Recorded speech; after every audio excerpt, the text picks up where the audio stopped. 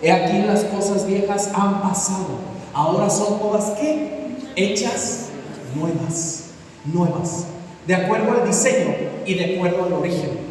Porque te voy a decir algo, cuando nosotros permitimos a Dios que cree algo diferente en nuestra vida, en nuestro interior, estamos dándole paso a su proceso y a su propósito, ¿sí? Estamos dándole lugar al propósito que Dios tiene en nuestra vida. Por eso el rey David decía: Señor, crea en mí un corazón. Créalo. Si tú te fijas, la Biblia habla acerca de la creación, acerca de la formación, acerca de lo que Dios hace. Y es que cuando venimos a la congregación, cuando venimos a la iglesia, ¿qué le podemos entregar a Dios? Hoy te hago esta pregunta: todo lo que eres, ¿qué le sirve a Dios? Y te voy a decir algo: lo que no le sirve a Dios, no te sirve a ti, ¿verdad? Dios está creando y está formando algo nuevo, para que las cosas viejas hayan quedado atrás y todas sean hechas nuevas, creados como una obra maestra, como algo precioso que Dios está formando en tu vida y en tu carácter, en tu corazón, en tu interior, en tu casa, en tu vida, ¿sí? Ahora, ¿qué le sirve a Dios de nosotros? Necesitamos ser cambiados.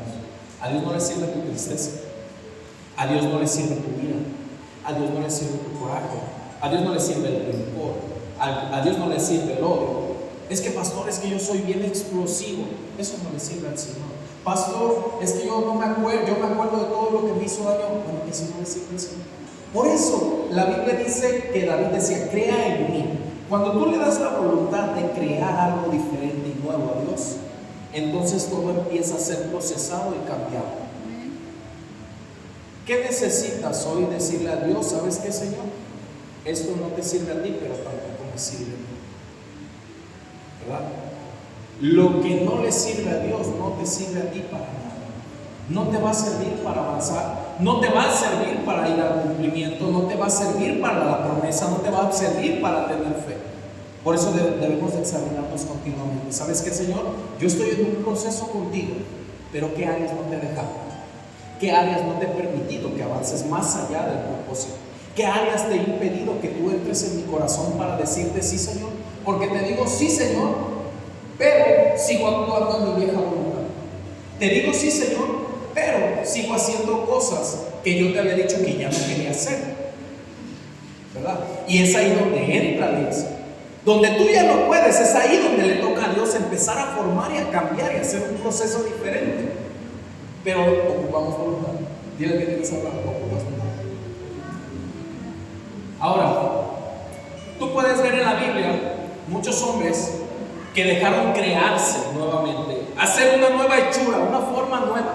Y una de ellas que me impresiona tanto, que yo digo: Señor, es que no podemos poner pretextos, es un asesino religioso que se sabía de todas a todas y que fue cambiado completamente de sus raíces, costumbres, formas, religión, dogmas, estructuras, enseñanzas.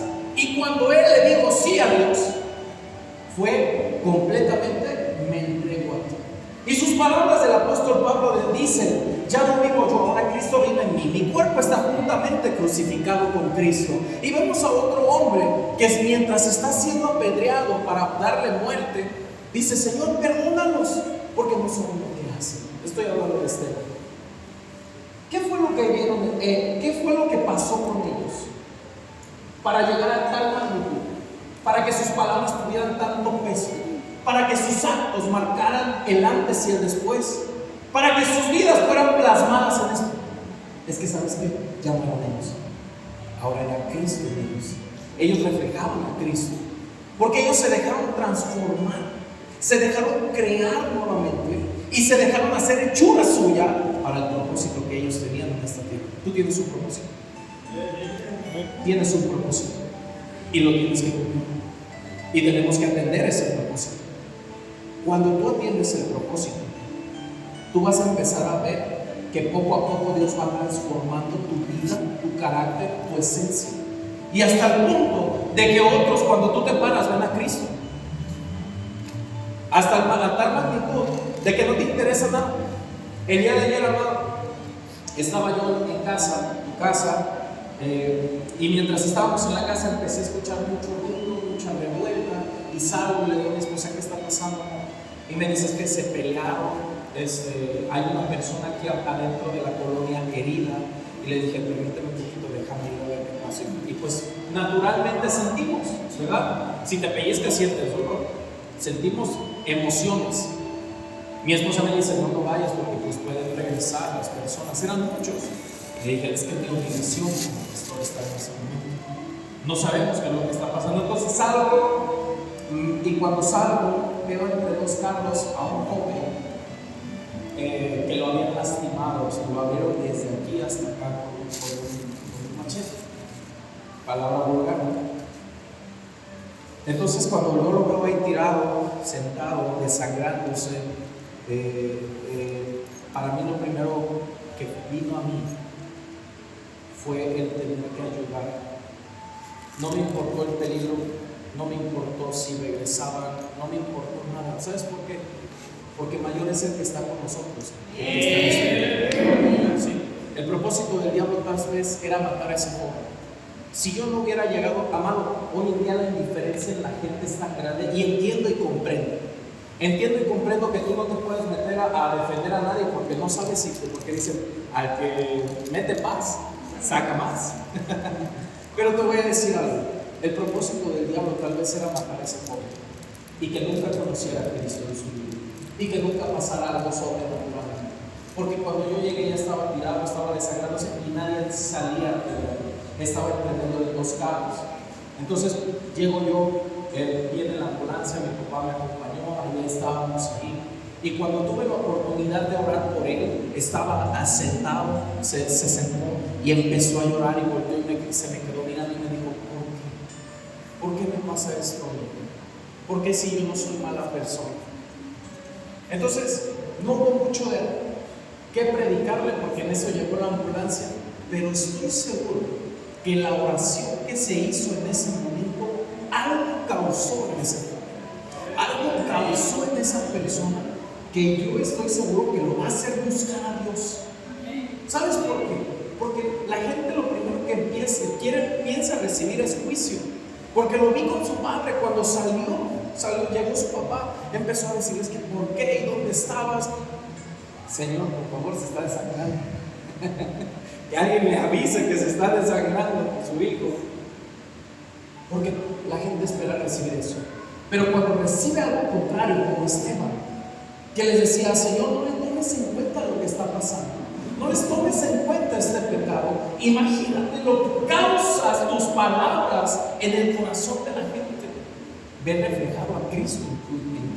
No está viendo a Ismael, no está viendo a Lupita, no está viendo a Fernanda, no está viendo a Francisco, no está viendo a Jessica, está viendo a Cristo a través de ti. Esa es la formación como cristiano. Que te veas, que Cristo se refleje a través de tu vida, a través de tus palabras, tus actos, tus hechos, tu forma, tu hablar. Sí. Hasta esta pregunta: con mi hablar, ¿habla Cristo? Con mi actuar, ¿habla Cristo? Con mi vivir, ¿habla Cristo? ¿Modelo a Cristo? ¿Cuánto modelamos a Cristo? ¿Sabes por qué nos llamamos cristianos? Porque somos pequeños Cristos. Pequeños Cristos. Tiene un peso. Entonces, cuando tú te equivocas, ¿quién se mancha? ¿Verdad? Tristemente la gente no comprende. Tristemente la gente no capta que también somos carne, que también sentimos. Somos cristianos, no perfectos, pero no por eso tenemos la palabra conformismo en nuestro corazón. Una cosa es no ser perfecto y otra cosa es ser conformista y decir: me quedo en mi comodidad y no le permito a Dios más, ¿verdad? Bueno, hasta aquí vamos entendiendo. Hechos capítulo 7, versículo 21.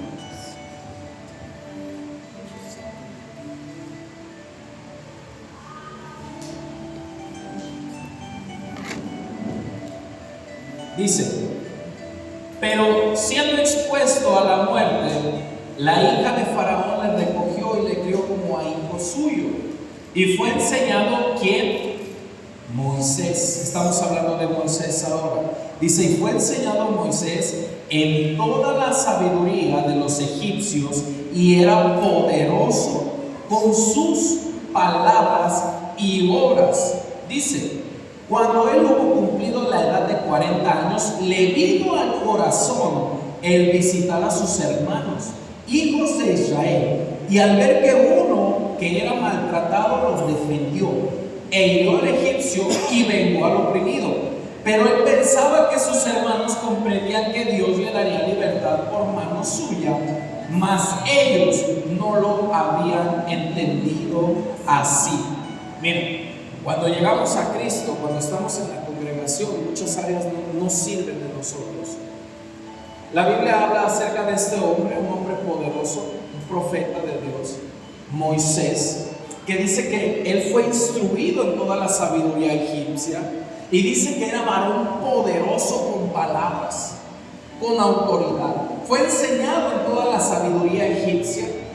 Y dice, y de pronto vino al corazón el visitar a sus hermanos.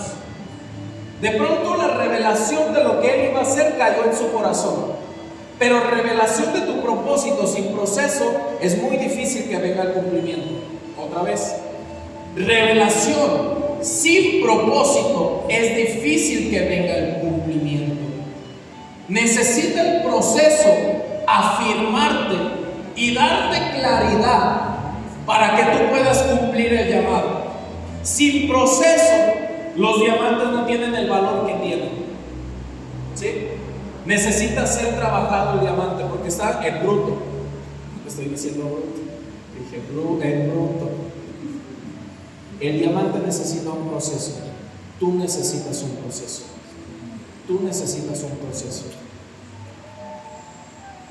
Cuando Moisés recibió en su corazón su propósito, él sabía que él iba a ser el libertador del pueblo de Israel.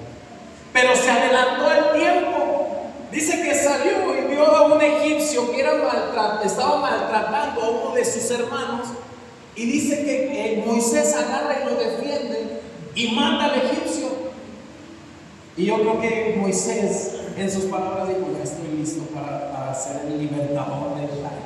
Ya estoy listo para ser el libertador de los hebreos, de mis hermanos. Ya estoy listo y la gente lo va a comprender.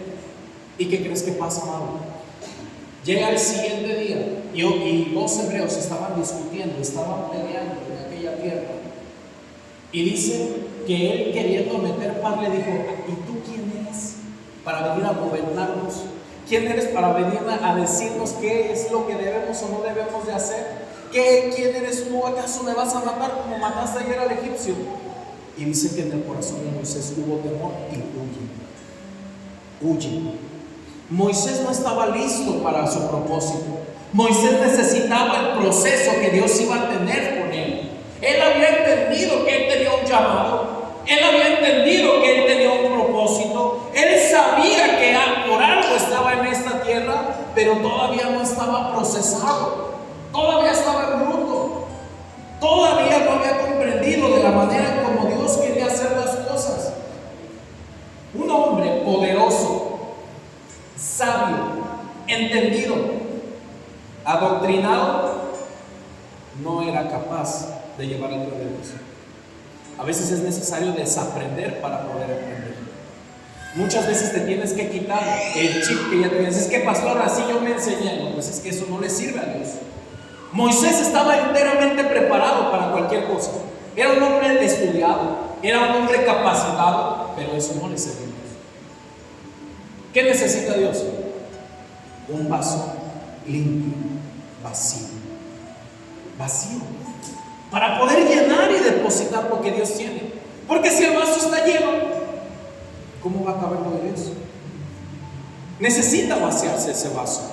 Necesita volver a empezar ese vaso para que pueda quedar vaciado y entonces Dios empieza a llenarlo, ya no con poder, ya no con sabiduría, ya no con estudio, sino con Dios, con su Espíritu Santo. Ahora tenemos que entender el contexto. El pueblo de los hebreos había sido oprimido por un faraón. Dice que se levantó un faraón que no conocía la descendencia de José, que no conocía a José y que no sabía qué había hecho José para los egipcios. Entonces, cuando vio que los hebreos eran muchos, dijo: caramba, estos nos van a dominar, estos nos van a querer poner el pie en el cuello. Antes de que se levanten y se den cuenta, vamos a tomarlos como esclavos. Y los esclavizaron. Los tomaron como presos, los tomaron como esclavos, hacían todas sus tareas, hacían todas sus labores. Entonces por eso Moisés vio el propósito. Por eso Dios puso en el corazón el propósito que él iba a ser el libertador, que él iba a sacar su pueblo. Y te acuerdas que empezamos a hablar de que Dios trata primero a uno. Dios primero empieza con uno. Dios primero crea a uno. Y fíjate lo que dice la palabra. Éxodo capítulo 3 versículo 5. Vamos a ver a ese hombre poderoso. Éxodo capítulo 3 versículo 5.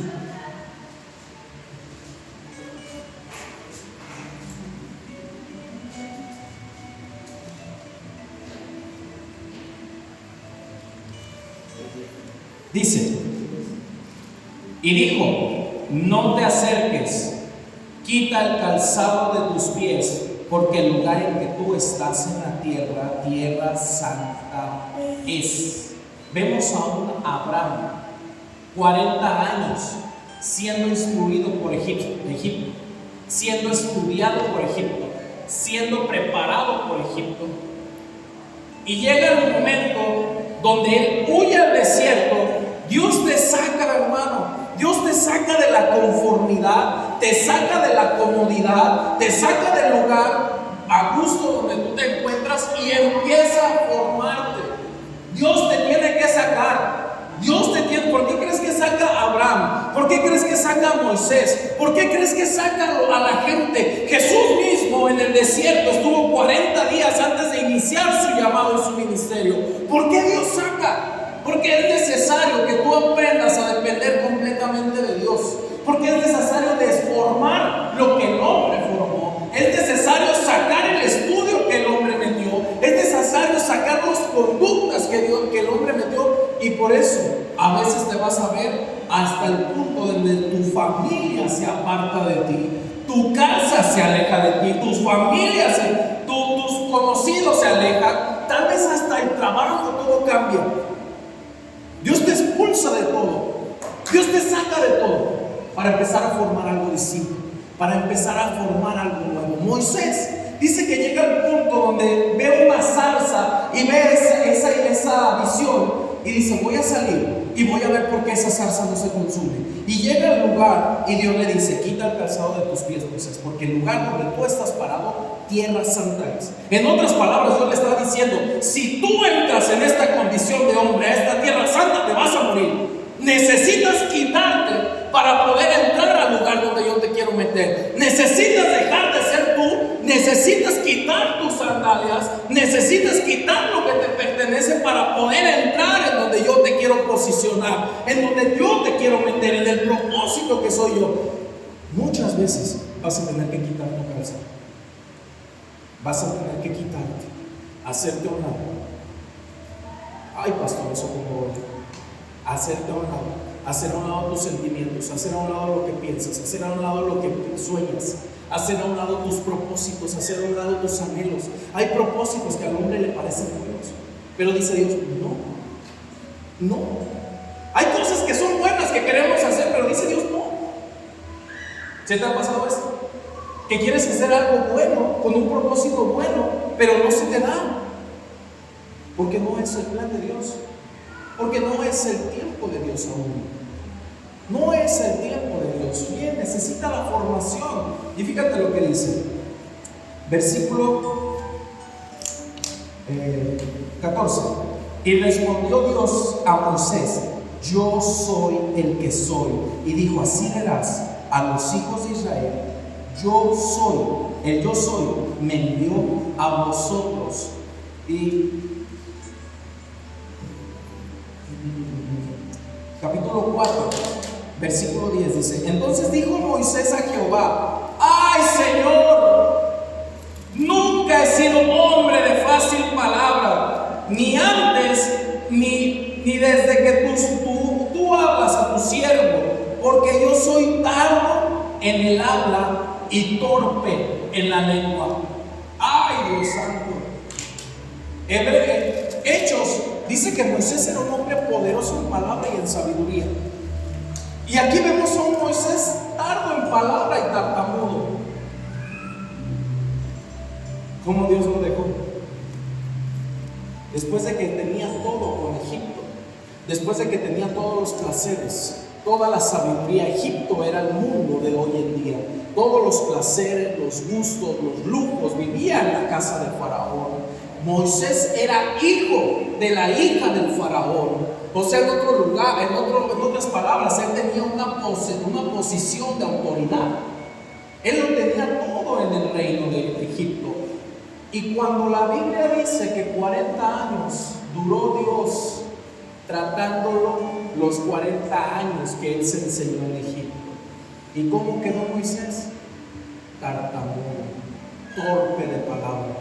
Dios tuvo que reprocesar, resetear el chip para crear lo que necesitaba Dios en él. Imagínate, después de tener un lugar de autoridad, hablar con muchas personas, ejercer dominio, hacer lo que él quería, estar con ovejas 24/7. Estar ovejas 24/7. Una ovejita torpe que nomás te hacen y salir al desierto y llevarlas a pastar y llevarlas a tomar agua y ser pastor de ovejas, cosa que para ellos era dominación, porque él se enseñó con eso, bajo esa enseñanza. Imagínate el trato que Dios estaba teniendo con él. Lo estaba llevando a lugares incómodos, lo estaba llevando a lugares donde él mismo no se sentía perteneciente ni parte de. En cualquier momento a Moisés pudo haber dicho: ¿qué estoy haciendo yo aquí? Aguantando estas ovejas, yo puedo regresar y colocarme en mi posición. Sin embargo, él prefirió el proceso de Dios. Por eso cuando tú te encuentres en lugares incómodos, en ocasiones donde tú te encuentras desesperado, donde tú dices: Señor, ¿pero por qué? Date cuenta que Dios te está procesando. Date cuenta que no puedes llevar a propósito sin el proceso que Dios te va a meter. En el momento, 40 años, imagínate, 40 años en el desierto aguantando ovejas, las ovejas de su suegro, acabarla de morar. Imagínate lo que tenía que ser para Moisés. Desesperación, tal vez pudo haber venido, pero él aguantó 40 años. Entonces viene la visión. Y Dios le dijo: yo te voy a enviar.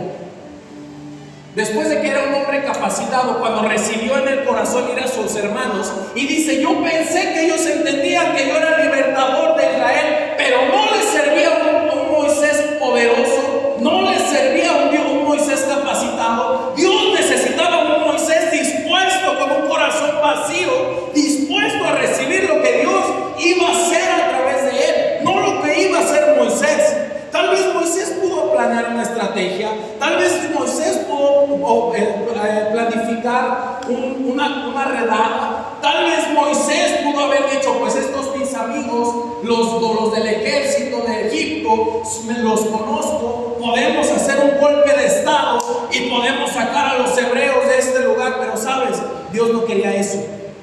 Dios quería manifestarse a través de él, no de Moisés. Por eso lo dejó tan dispuesto, reseteado. Y un bebé, ¿cómo habla? Balbucea. Con otras palabras, lo dejó como un niño. Otra vez lo reseteó, lo procesó para que pudiera ser enseñado y formado a la manera de Dios. Ya no a la manera del hombre, ya no a la naturaleza, a la manera de Dios. Y fíjate lo que dice la palabra.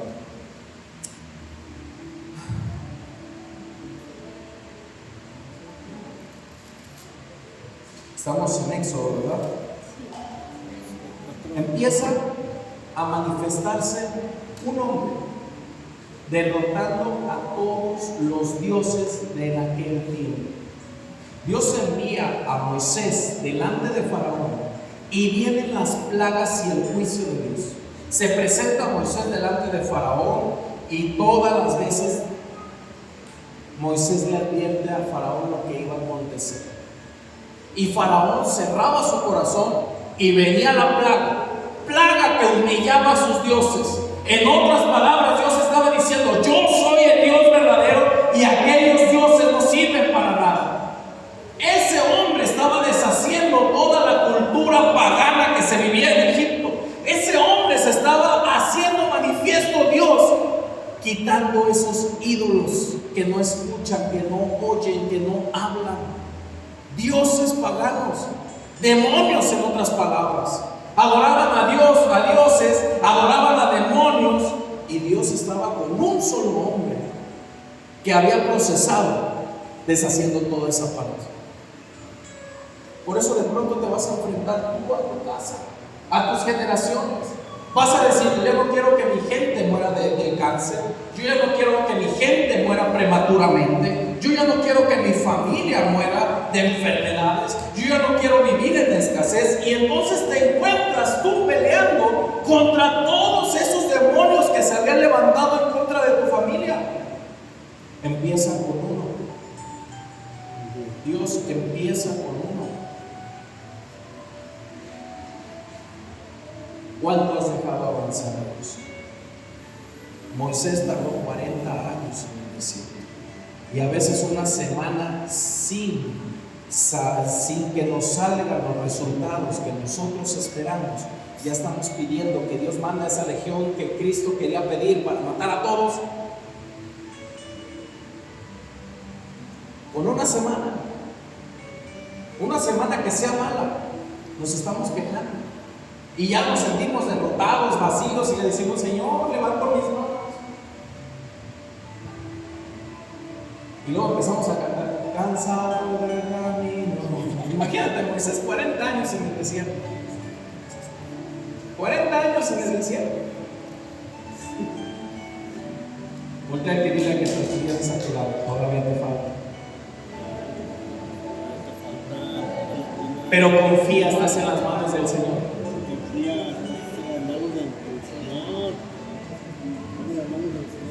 Etapa número 2, segunda etapa, formados. Ya no se trata de uno, Dios empieza a formar a otros. Éxodo capítulo 18, versículo 14.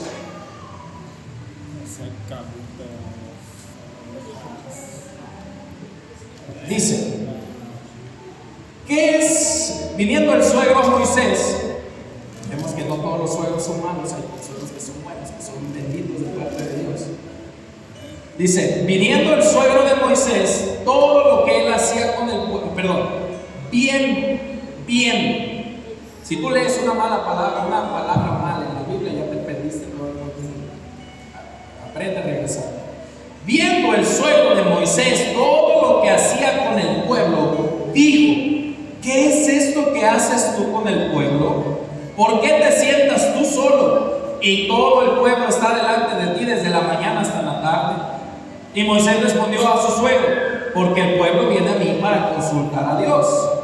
Versículo 17. Entonces el suegro de Moisés le dijo: no está bien lo que haces, desfallecerás del todo tú y también este pueblo que está contigo. Versículo 21 dice,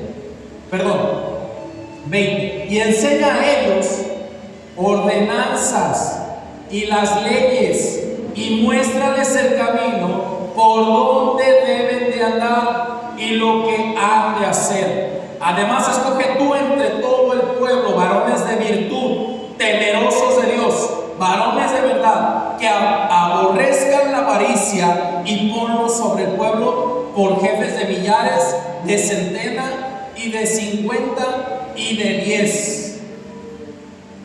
Fíjate lo que le dice el suegro. El suegro no había tenido un encuentro con Dios como lo había tenido Moisés, pero tenía sabiduría, ¿verdad? En la multitud de consejos está la sabiduría. Aprenda a escuchar. Dice que el suegro se acerca a Moisés y le dijo: ¿qué estás haciendo? Desde la mañana te atiendes gente, hasta la noche atiendes gente. Te vas a cansar, te vas a morir de escuchar tantos problemas. no está bien y aparte el pueblo va a perecer. Y le dice, escoge hombres varones temerosos ¿de quién? De Dios, varones temerosos de Dios. Y le dice, enséñales. ¿Sabes por qué le estaba diciendo Jetro, su suegro, a Moisés? Enséñales. Porque las mismas palabras de Pablo que él estaba declarando que Cristo estaba siendo crucificado con él, Moisés había adoptado esa misma forma. Todo lo que era Moisés era la esencia de Dios. Todo lo que Moisés era, lo habría aprendido de Dios. Por eso era necesario de que un cristiano enseñe a otro cristiano no sus costumbres, no su religión, sino a vivir como Cristo, a impregnarse en otro. Primero Dios te forma y luego Dios te imprime. Primero Dios te forma y luego Dios te imprime. El apóstol Pablo le dice a Timoteo, verdadero hijo de la fe. ¿Por qué? Porque se había impreso en él, porque su carácter estaba en él, porque su forma estaba en él, porque su esencia estaba en él. Pero primero Pablo tuvo que ser la esencia de Cristo. Tú no puedes aprender nada de Ismael, nada. Necesitas aprender lo que hay de Cristo. Si tú aprendes mis formas, mis patrones, entonces estamos mal. Pero necesitas aprender qué es lo que hay en Cristo. Por eso la palabra dice, obedecer a vuestros pastores, obedézcanlos. ¿Por qué? Porque ellos velan por ustedes. Ellos son como quienes han de dar cuentas por ustedes. Obedézcanlos. Pero dice una cosa, Pablo: imiten su fe, ¿verdad? No dice imita sus conductas, no dice imita su forma, no dice imita su carácter, dice imita su fe. Su fe, no la persona, lo que hay de Dios en él. ¿Sí estamos quedando claros? ¿Seguros? No quiero que te pierdas, amor. Moisés estaba impregnando en otros. Ahora, quiero decirte esto, amado. ¿Dónde estaban los hebreos? Eran esclavos. Eran esclavos de Egipto. Los humillaban, los golpeaban, los mataban de hambre y eran esclavos. Y el pueblo había salido a ser libertado y ahora estaban en el tiempo del desierto. Así como Moisés había salido de Egipto y hubo un proceso en el desierto, ahora los hebreos estaban pasando el mismo proceso. Salieron de esclavos, salieron de la esclavitud y estaban en el desierto siendo formados de parte de Dios. ¿Sí? No todos los cambios toda la gente está dispuesta a aceptarlos. No todos los cambios la gente está dispuesta a aceptar. No en todo se adapta a la gente, y te voy a decir por qué. Mira, los hebreos, amados, empezaron a multiplicarse, crecieron, y Dios los tuvo que sacar de la opresión de Egipto. Cuando Dios los saca, Dios empieza a formar líderes, empieza a poner jueces delante de Dios. ¿Sí? Gente de Dios, varones de Dios. Y te voy a decir una cosa: salieron de ser esclavos para vivir en una vida en libertad. Y Dios empezó a manifestar de una manera poderosa en ellos. Y dice la Biblia que Dios mostró su paternidad en ellos. Ay, pastor, ¿de dónde sacas esa blasfemia? Te voy a decir una cosa.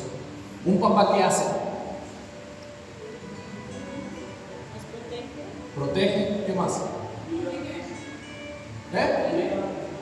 Cuida. Amor.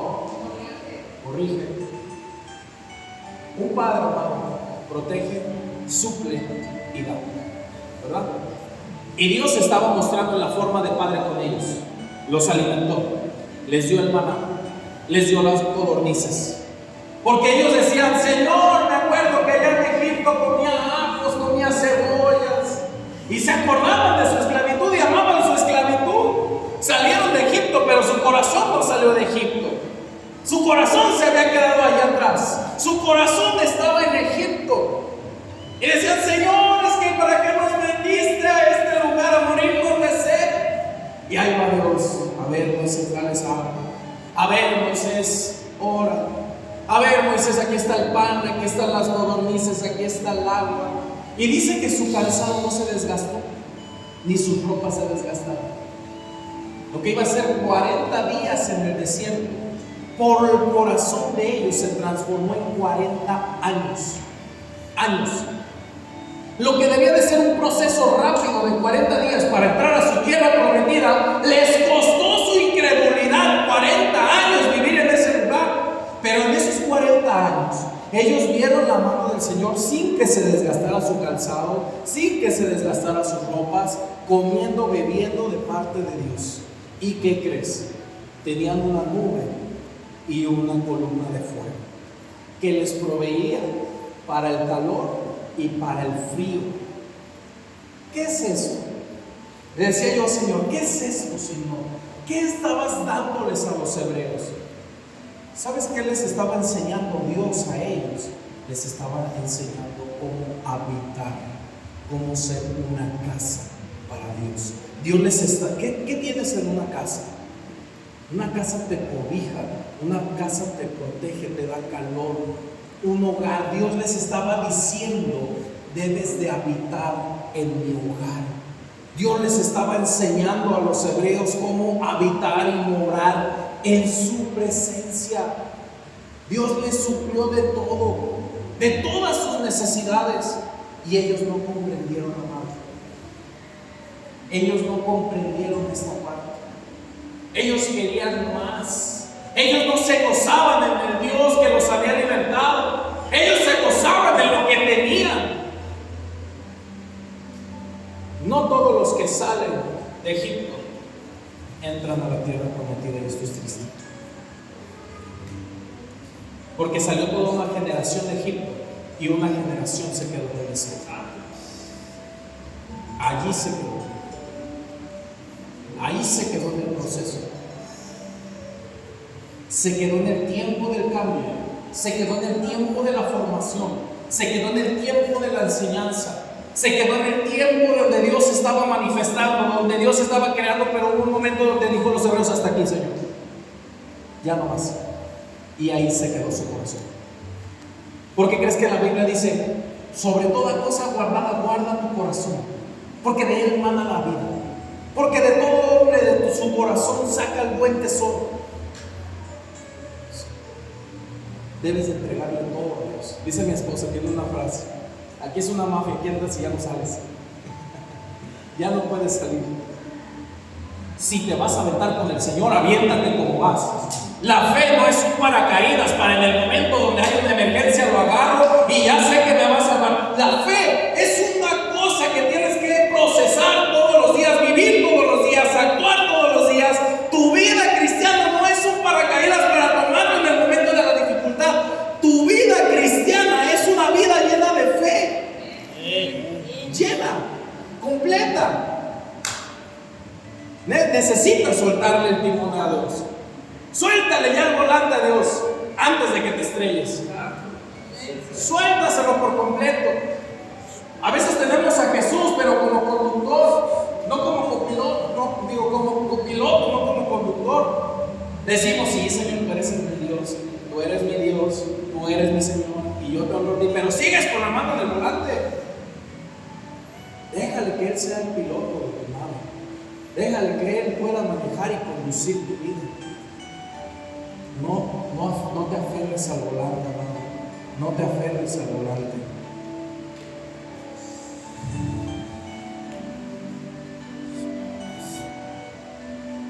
Punto número 3.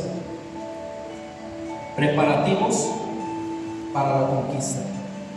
Segunda de Timoteo, capítulo 2, versículo 1.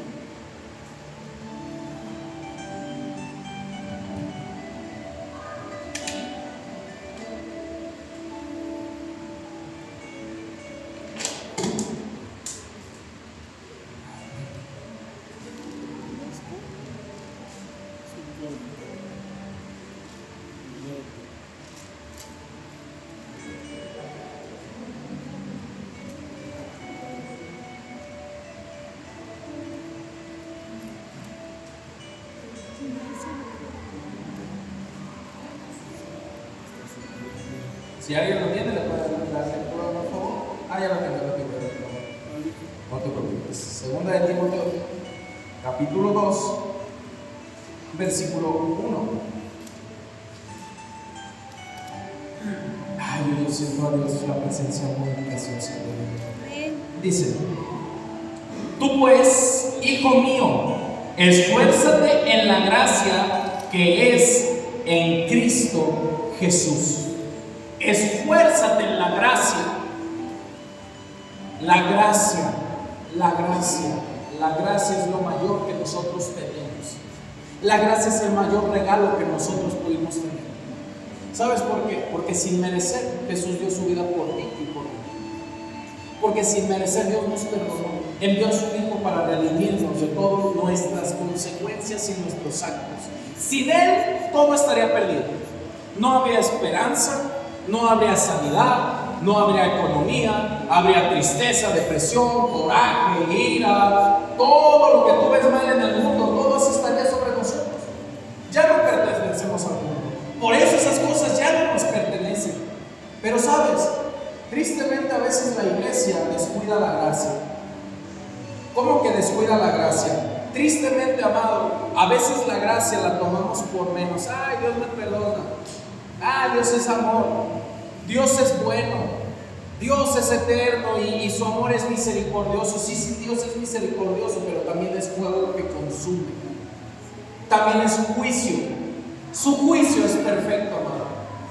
Y te voy a decir algo. A veces cuando la gente abusa de la gracia, a veces cuando la gente abusa de lo que es Dios, a mí me da tanto pesar, porque digo: Señor, ¿por qué malentendemos tu gracia? ¿Por qué te ponemos como un Dios que, tú nomás estás esperando los despojos, las obras, lo que me sobra de tiempo, lo que me sobra de mí, lo que esto sí te quiero entregar, pero esto no? ¿Por qué? ¿Por qué el cristianismo tiende a hacer esto, Señor? ¿Por qué, Dios? Y sabes, cuando no han entendido la gracia, cuando tú ves en el Nuevo Testamento que dos hombres se atrevieron, un matrimonio, para ser mejor dicho, se atrevió a burlarse del Espíritu Santo. ¿Por qué? Porque ellos hicieron algo que parecía bueno. Por eso dije, apariencias. ¿Sí? Dice que estos dos hombres, este matrimonio, Ananías y Zafira, dicen: vamos a vender nuestra herencia y la vamos a regalar a Dios y se la vamos a dejar a Dios. Entonces ellos venden, y cuando ven la cantidad que era, sustraen del dinero, quitan del dinero. Entonces viene Ananías y presenta su ofrenda y le dice Pedro: Ananías, ¿por qué el diablo tentó tu corazón? ¿Acaso si tú no decías que era tuya, no era tuya la heredad? Nadie le dijo a Ananías que vendiera su casa. Nadie le dijo que él hiciera un pacto con Dios. Él solo dispuso en su corazón y dijo: te voy a vender esto, Señor, y te lo voy a dar. Y dice: y mentiste al Espíritu Santo. ¿Y qué pasó con ese hombre? Caído, muerto. Llega su esposa, sacan a su marido, lo entierran y le dice: oye, ¿vendiste en tanto la heredad? O sea, ¿lo diste en ese precio? Y le dice: sí lo dimos a ese precio. Todavía nos atrevemos a decirle que sí a Dios cuando sabemos que es no. Y dice: ay, mujer, los pies de los que enterraron a tu marido también te van a enterrar. Y cae muerto. La gracia no es como que Dios me perdona todo. Dios es juicio. Y allá arriba vamos a tener un juicio.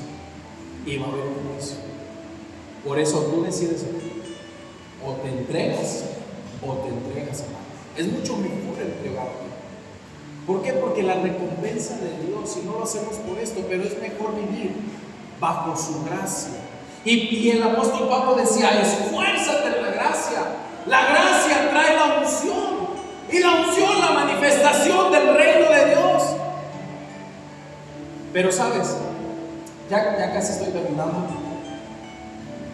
En Números capítulo 32, versículo 13.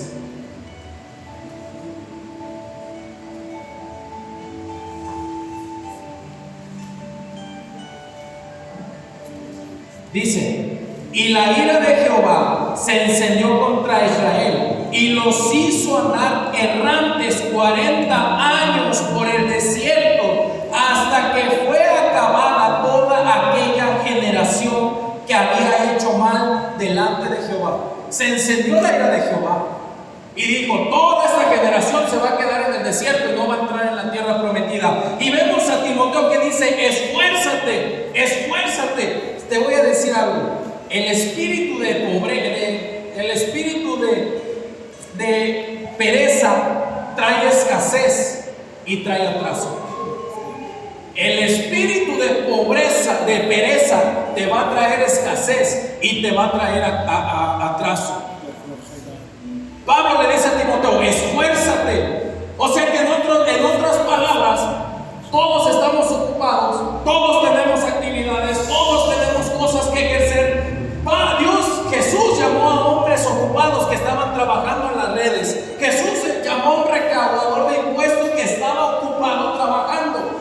Dios habla a gente que está ocupada a que se esfuerce, a que haga más, a que dé la milla extra para que se manifieste la gracia y la sobrenaturalidad de Dios en la tierra. Pero el espíritu de pereza trae escasez y atraso. Pereza.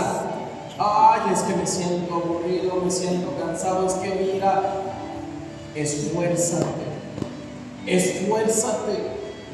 Tuvo el atraso el pueblo de Israel, porque el pueblo de Israel no comprendía la etapa que estaba viviendo, y toda esa generación se quedó allí.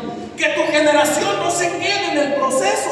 Esfuérzate en la gracia, esfuérzate en la gracia, esfuérzate en la gracia para que puedas llegar al cumplimiento. Que el espíritu de pereza salga de tu vida, salga. Allá arriba va a ser gozo, fiesta y todo lo bueno. Aquí veniste a esta tierra a cansar. Allá ya no va a haber cansancio. Allá ya no hay cansancio. Aquí en esta tierra es donde tú te tienes que esforzar. Y a veces nos la queremos pasar viendo Netflix, películas, series. ¿Cuánto tiempo le inviertes a Dios? ¿Cuánto tiempo le inviertes a otras cosas? Esfuérzate en la gracia. Esfuérzate en la gracia. Te voy a decir una cosa. Dios es tan bueno y tan justo que mientras tú más te esfuerzas en Él, más se te da el cumplimiento de tus anhelos. Pero cuando tú te enfocas en el cumplimiento de tus anhelos, más te cuesta y dejas de lado tu propósito y no llegan ni tus anhelos ni tu propósito. Yo he visto que muchas veces intenté hacer cosas mayores, intenté hacer negocio, intenté hacer cosas, y nada me salió. Nada. Por el momento nos funcionaron, por el momento nos solucionó, fueron curitas que ahí Dios nos dejó. Gracias. Pero cuando entendí que primero es el reino de Dios y su justicia, entonces todo lo demás viene por añadidura. Todo lo demás. Y hoy te puedo decir que no me esfuerzo tanto en hacer mi voluntad y cumplir los gustos. Todos tenemos gustos, amado, y Dios no está en contra de eso. El problema es, ¿cuál es el primer lugar en tu corazón? Si Dios está en primer lugar en tu corazón, entonces vas a buscar a Dios primero antes que todas las otras cosas. Pero cuando menos te das cuenta, todas las otras cosas ya te alcanzaron a ti, ya llegaron a tu vida. La bendición te persigue a ti. Tú no necesitas perseguir la suerte, tú no necesitas perseguir las buenas etapas, los buenos lugares, las buenas posiciones. La bendición te sigue a ti y te alcanza hasta donde tú estés. Porque tú eres bendición, amado. Tú eres eres la bendición de muchos allá afuera. Tú eres la bendición de tu casa, tú eres la bendición de tus hijos, tú eres la bendición de tu familia. Tú eres la bendición de León. Por ti puede venir salvación, milagros y puede ocasionar mucho. Esfuérzate en la gracia. Esfuérzate en la gracia. A veces culpamos al diablo de nuestra frialdad espiritual. Pobre diablo, ¿yo qué culpa? Ha de decir, si yo qué, el que no quiere leer la Biblia es él, el que no quiere orar es él, y le echamos la culpa, es que el diablo mugroso no quiere, te da sueño, ¿cuál sueño? Tómate un vaso de agua, levántate, también te pones a leer la Biblia cuando estás acomodado en tu cama, calientito, pues te vas a dormir. Levántate, toma un vaso de agua, agarra tu Biblia, ponte a orar. Pero pobre diablo, tampoco no me lo culpes de todo. No se compasión. Tengas compasión. Tiene la culpa de todo. Santiago capítulo 2, versículo 17. Cuando te diga el pastor que ya va a terminar, nunca le hagas caso.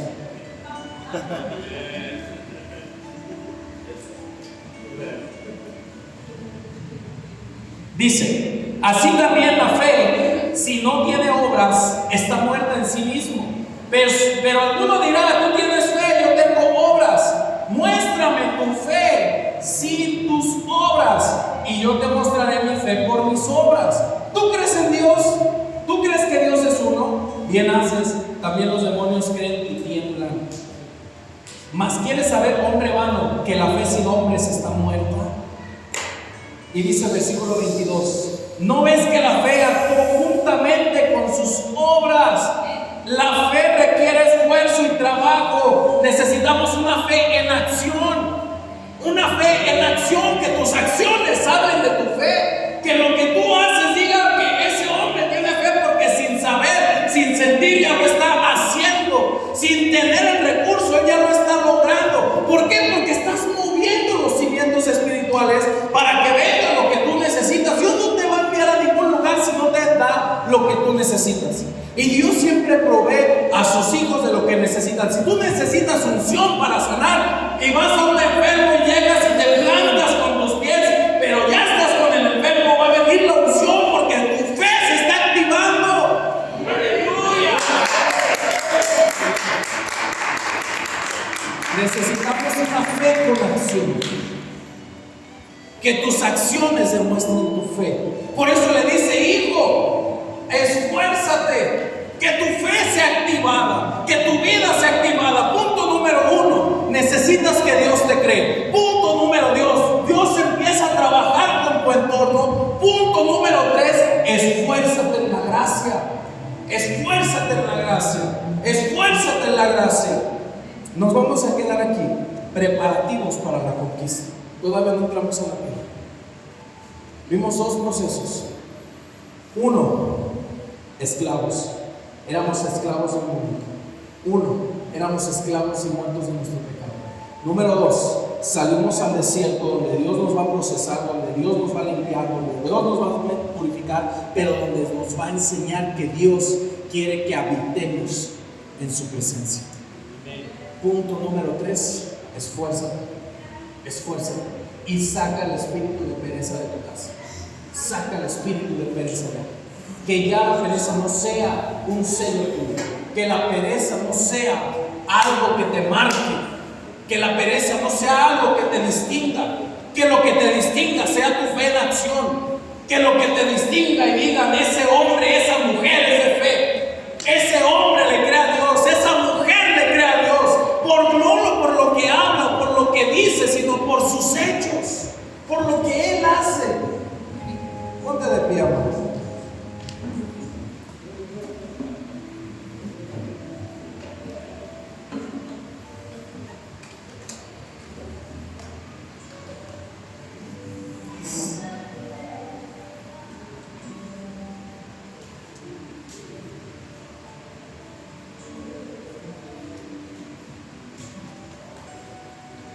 No trabajes mucho.